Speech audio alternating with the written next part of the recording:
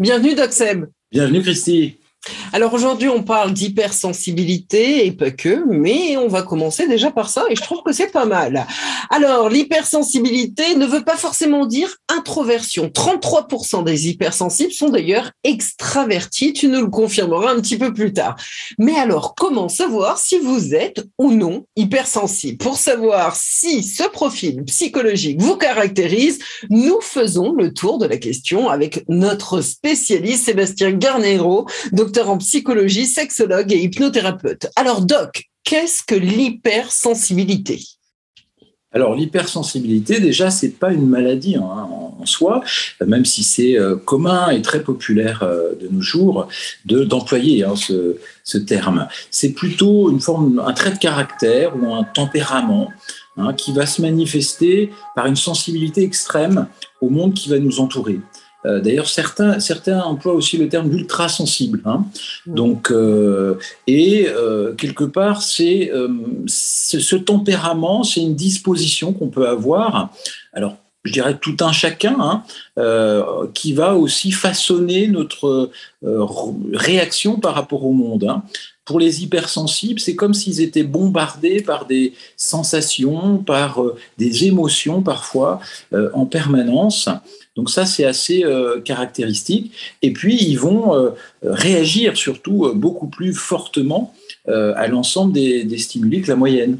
Donc, alors, on va retrouver dans l'hypersensibilité des caractéristiques, ou en tout cas des choses spécifiques, un traitement qui est plus profond, on dit de l'information, c'est-à-dire que la personne hypersensible aurait tendance à traiter une information plus longtemps avant de passer à l'action. En gros, ça va ruminer quand même pas mal. Des sens qui sont parfois plus développés, mais pas chez tout le monde, et des réactions surtout plus intenses aux informations sensorielles.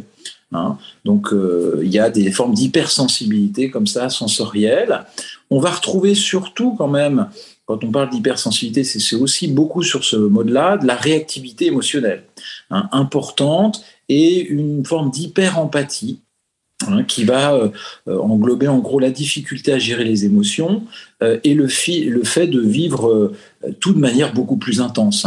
Et puis cette sensibilité à ce que certains appellent les stimuli subtils de l'environnement, où ils peuvent repérer des stimuli sensoriels parfois assez faibles que d'autres, par exemple, ne percevraient pas.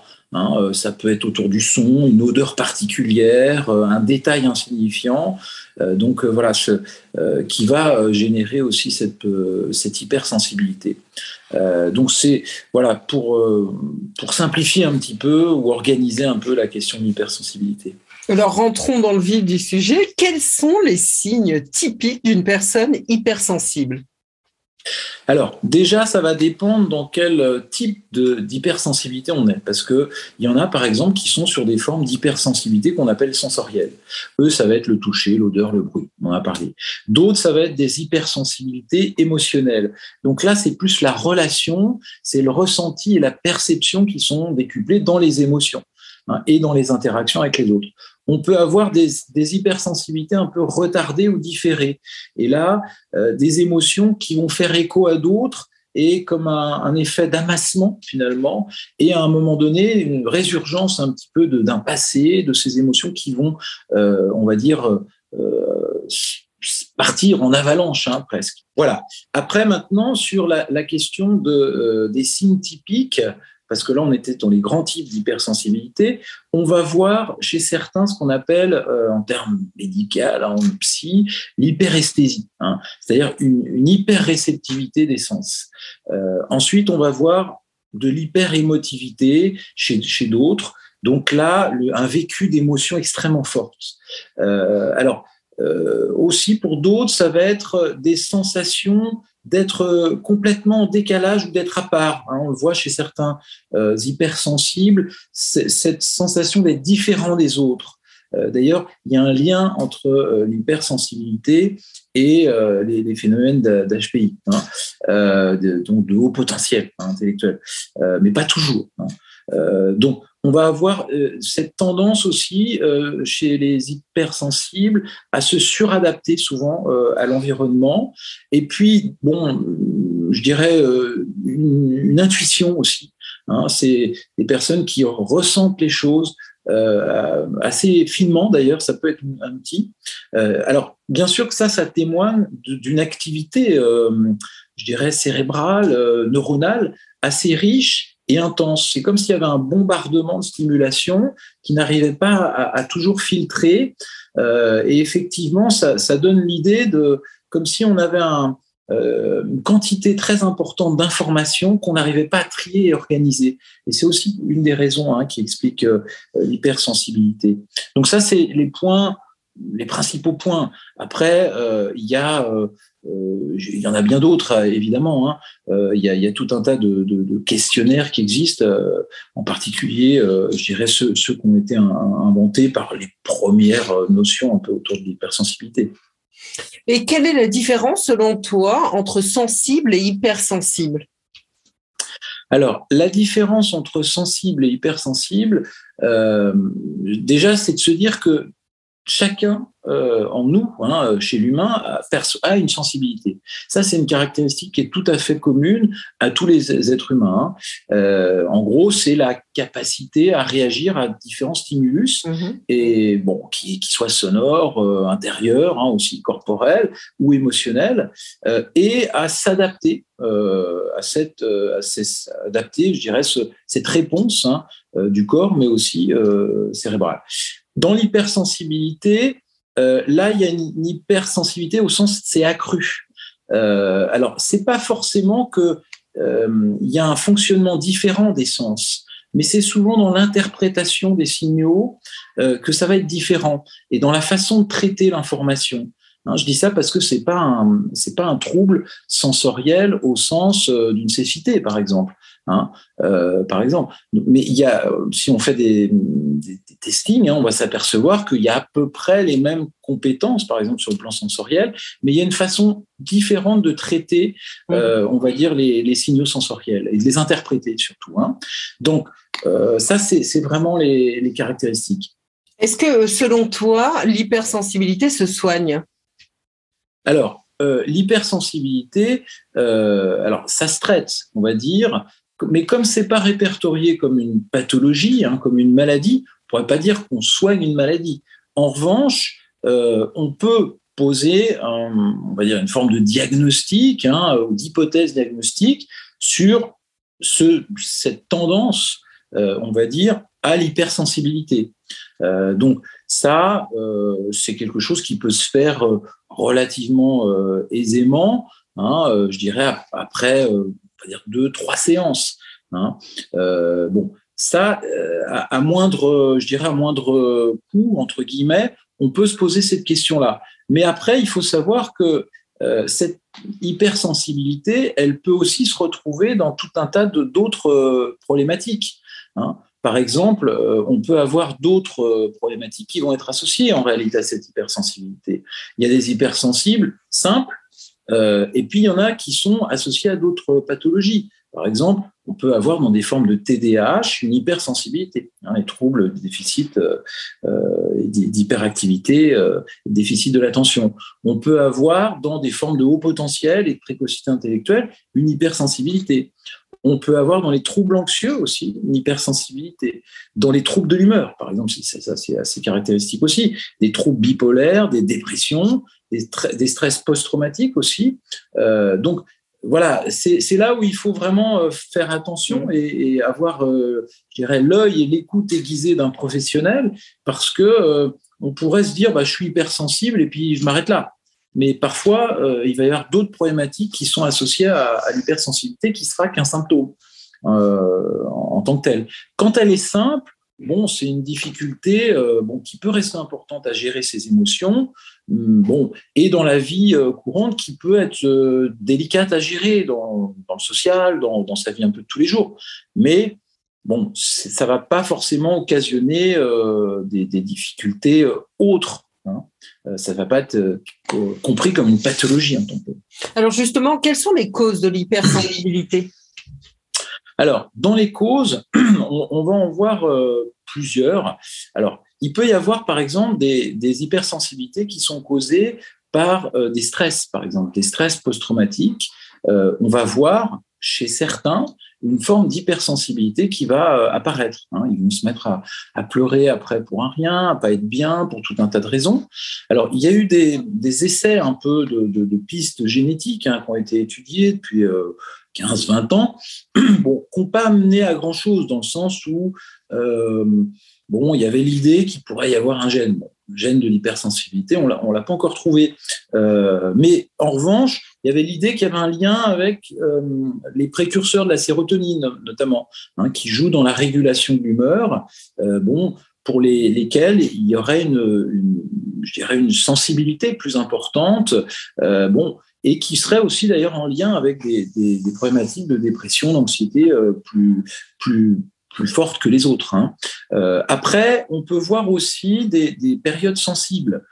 Par exemple, la question de l'enfance. L'enfance, ça va être aussi, et l'influence de l'environnement, ça va être aussi quelque chose qui va être très important parce que c'est là où on va construire son attachement, qu'on va construire ses bases sécures, qu'on va construire ses filtres aussi par rapport aux autres, mais aussi par rapport à soi-même, comme phénomène de par-excitation, pour pouvoir poser tout ça, organiser, trier toutes ces informations. Et on va percevoir aussi cette sensibilité durant cette période-là. On va le voir aussi dans des environnements stressants. On le voit dans des familles aussi où il y a eu des problématiques assez lourdes qui ont généré du stress, parfois des violences, associées parfois à des problématiques alcooliques ou autres. Donc, on peut voir quand même une multitude de facteurs causaux qui s'associent souvent pour qu'il y ait cette hypersensibilité. On peut avoir aussi des facteurs de coping au sens d'un comportement auquel on va s'être identifié. Par exemple, certains disent ma mère était hypersensible, mon père était hypersensible, un peu comme moi, ou moi je suis comme eux, etc. Bon, comme si il y a une façon de s'identifier, et puis aussi parce qu'on a vécu dans un environnement aussi où les interactions et la réponse émotionnelle étaient amplifiées. Donc ça, c'est aussi un point important. Alors, lorsqu'on pleure beaucoup, cela signifie-t-il qu'on est hypersensible? Justement, je rebondis sur ce que tu disais tout à l'heure. Oui. Alors, j'ai envie de dire oui et non. Parce qu'on peut pleurer pour des raisons, qui vont faire pleurer un peu tout le monde, ou la plupart des gens. Bon, si on a un deuil, pleurer, c'est pas être hypersensible. Si on a un chagrin d'amour, c'est pareil. Bon, en revanche, si on pleure à chaque fois qu'on voit, un film, alors peu importe, certains vont s'identifier à un personnage ou à une histoire et vont pleurer que là. Mais d'autres, s'ils se mettent à pleurer pour chaque film qu'ils vont voir un petit peu, d'une romance, bon là, faut se poser des questions sur l'hypersensibilité aussi. Donc c'est pour ça que c'est pas forcément un indicateur, mais quand même, on s'aperçoit que bien souvent, dans l'hypersensibilité, ce sont des personnes qui vont être plus sensibles, justement, et parfois exprimer par les pleurs et par des formes d'effondrement un peu émotionnel leur vécu. Alors, comment détecter son hypersensibilité, justement? Alors, même si on le reprécise, c'est ni une maladie, ni une pathologie en tant que telle, ni un handicap, c'est d'abord une forme un tempérament ou une tendance par rapport à ça. Il y a certaines personnes qui sont intéressées au tout début à cette question. Par exemple, il y avait Hélène Aronc qui a développé cette idée qui me semblait intéressante, par exemple, si on veut s'amuser à tester un peu ça, c'est-à-dire dans la profondeur un petit peu de ce qu'on va traiter. C'est-à-dire, c'est le depth of processing, comme elle l'a développé. On va aussi avoir souvent une sollicitation plus forte, une réponse plus forte aux stimuli. Ça, c'est un deuxième facteur. On va avoir ensuite une réactivité émotionnelle et une hyper-empathie élevée. Donc ça, c'est un troisième facteur. Ensuite, on va avoir parfois une sensibilité aux stimuli plus subtils, ce dont on a parlé. Donc là, on a un ensemble de facteurs. Après, on peut retrouver d'autres. Par exemple, il y a un docteur en psychologie, par exemple, comme moi, qui a développé cette question, je crois qu'il s'appelle Thomas Zella, sur une forme de questionnaire un petit peu pour pouvoir un peu s'auto-diagnostiquer. Alors bien sûr, l'autodiagnostic, c'est pas valable parce que ça c'est un peu le syndrome d'Internet, hein, où on va s'identifier à tous les diagnostics qu'on voit parce qu'il y a toujours une part d'humain, hein, finalement, là-dedans. Donc, mais en tout cas, il y a certains critères. Par exemple, d'être conscient quand même qu'il y a des nuances de mon environnement, et moi, j'y porte beaucoup trop attention peut-être, que l'humeur des autres vous touche beaucoup, que je suis soit très sensible à la douleur, soit pour d'autres un peu hyposensible. Ça peut arriver aussi. Que j'ai besoin de me ressourcer, de me retirer pendant des moments où j'ai vraiment ce besoin très fort parce que sinon j'ai l'impression que je vais être complètement saturé, que je suis particulièrement sensible, par exemple, à des excitants, hein, comme la caféine, la théine, hein, que je suis facilement, on va dire, sensible à des lumières, hein, des odeurs fortes, des choses comme ça. Que j'ai une vie intérieure très riche, complexe, alors souvent avec beaucoup de certains qui disent je peux pas m'arrêter de penser, par exemple, hein, que le bruit dérange, que les arts parfois suscitent des émotions esthétiques qui sont extrêmement vives, que je m'énerve parfois lorsque j'ai beaucoup à faire en peu de temps. Enfin, il y a tout un tas de facteurs qui sont développés, hein, il y en a à peu près 23, 24, j'ai plus tout en tête. Bon. Et puis à partir de là, si on a en gros 14-15 facteurs positifs sur ce type de testing, bon, ça veut dire qu'il y a quand même une forme d'hypersensibilité qui doit être présente, mais qui doit être pondérée, parce que l'hypersensibilité sensorielle, c'est pas la même chose que l'hypersensibilité émotionnelle et aussi réactionnelle, hein. Donc après, il faudra aussi, des conseils et des indications, hein, d'un clinicien averti. Alors, comment tirer parti, parce qu'on a envie de le savoir aussi, de son hypersensibilité? Parce qu'on peut peut-être en tirer parti, non? Alors oui, déjà c'est en comprenant son fonctionnement. Ça c'est tout à fait important parce que beaucoup le voient comme un handicap et se perçoivent comme tellement différents qu'ils n'osent plus évoluer tellement dans certains milieux sociaux parfois. Donc déjà c'est cette conscience de son fonctionnement. Ensuite, ça va être de pouvoir en tirer parti où on accepte, hein, son côté hypersensible, parce que ça passe par l'acceptation. On accepte aussi d'exprimer ses émotions, évidemment, parce que c'est pas à les réfréner qu'elles vont se calmer, hein. Parfois, ça revient après comme un torrent, hein. D'être à l'écoute aussi de ses ressentis en se fixant des limites et d'arriver à lâcher prise, en gros, pour apaiser le mental. C'est pour ça que certains font d'eux-mêmes des pauses, quelque part. Comme ça, ils se ressourcent, hein. Et puis s'ouvrir aux autres, ça c'est tout à fait important. Et on peut en tirer parti. Pourquoi? Parce que cette hypersensibilité, elle amène des intuitions. Ce sont des personnes qui ont des intuitions dans certains domaines. Ça peut être dans la création, ça peut être dans l'art, ça peut être dans la culture, dans l'entreprise ou ailleurs, ou même dans les intuitions parfois amoureuses. Alors parfois, elles se trompent un petit peu, c'est-à-dire qu'elles ont une intuition, mais en même temps, leur raison va ailleurs. Bon. Mais donc, c'est important, effectivement, de pouvoir en tirer aussi une certaine force.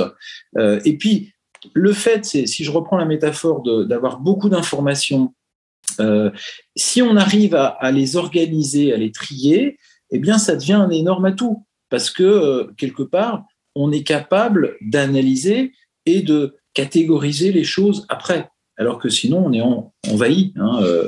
Donc là, ça demande une stratégie ou des stratégies cognitives à mettre en œuvre. Après, tu sais ce qu'on dit, hein, l'amour a ses raisons que la raison ignore. Exactement.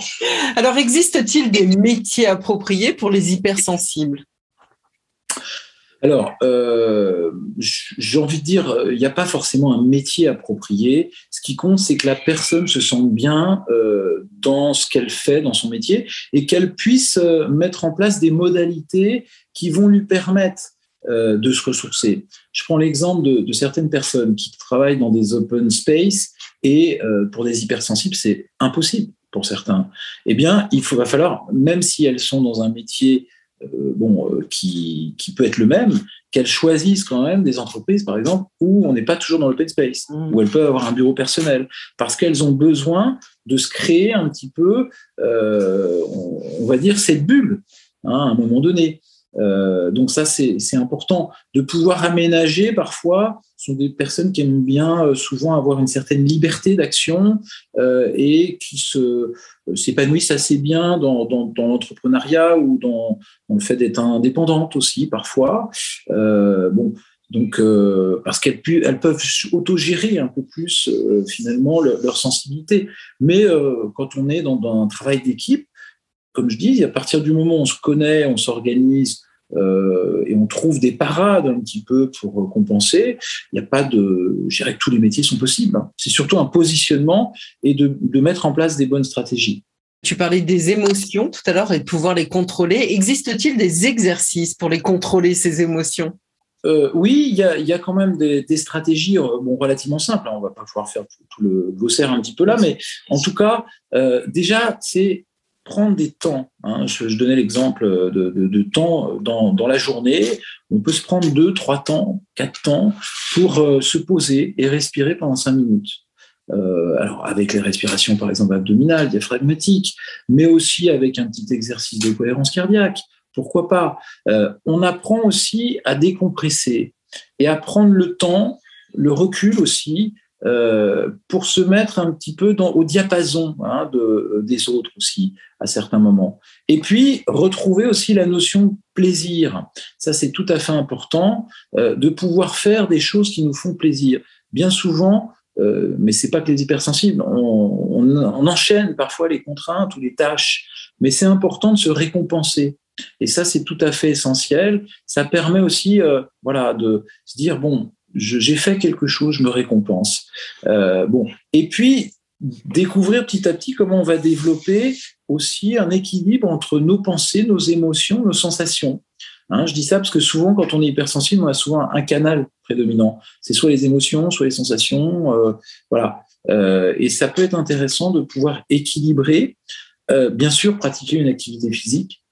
Ça, c'est tout à fait important aussi.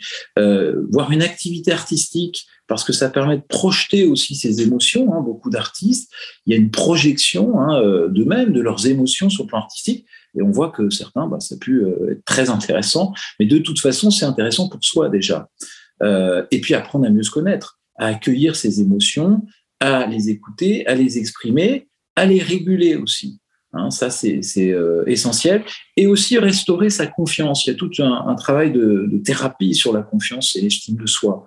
Parce que souvent, on s'est senti un peu à part, un peu mis de côté. Parfois, on s'est même soi-même mis de côté quand il y a des choses de cet ordre-là. Et puis, devenir aussi bienveillant, indulgent, des exercices de gratitude comme ça, de bienveillance par rapport à soi-même. Parce que souvent, on va avoir des personnes qui sont un peu trop hyper exigeantes ou perfectionnistes aussi, qui ont ces problématiques-là. Et ça, c'est quand même tout à fait important. Puis après, on verra, mais il y a des thérapies qui peuvent s'organiser aussi. On arrive sur la fin de la mission. Dernière question. Comment gérer sa culpabilité lorsque l'on surréagit ? Alors, par rapport à la culpabilité, c'est peut-être la culpabilité des réactions émotionnelles ou autres. Déjà, c'est important se dire, c'est ma difficulté, c'est mon trouble, je vais prendre un petit peu de recul, un peu de distance par rapport à ça. C'est pour ça que j'insiste beaucoup sur le positionnement. En se positionnant différemment par rapport à la vie, on voit tout un tas d'autres solutions. Et puis ensuite, de percevoir, je dirais que la situation, peut-être, elle était trop forte pour soi et que quelque part, j'ai peut-être aussi eu raison parfois de poser des limites et il n'y a pas de culpabilité à avoir. C'est pour ça que je dis qu'il y a un lien parfois avec l'estime de soi. On n'ose pas poser des limites aux autres, mais ni à soi-même, d'ailleurs, souvent. Et puis, après, s'il y a eu des problématiques d'interaction avec des personnes, on peut toujours en reparler, on peut toujours reprendre les choses. Donc ça, je dirais que il ne faut pas trop s'inquiéter, mais c'est vrai que souvent il y a une hyper-culpabilité chez beaucoup d'ultrasensibles. Merci, Doc-Seb. Sébastien Guernero, docteur en psychologie, sexologue et hypnothérapeute. On se retrouve très rapidement, Doc-Seb. Merci à toi. Merci, Christine.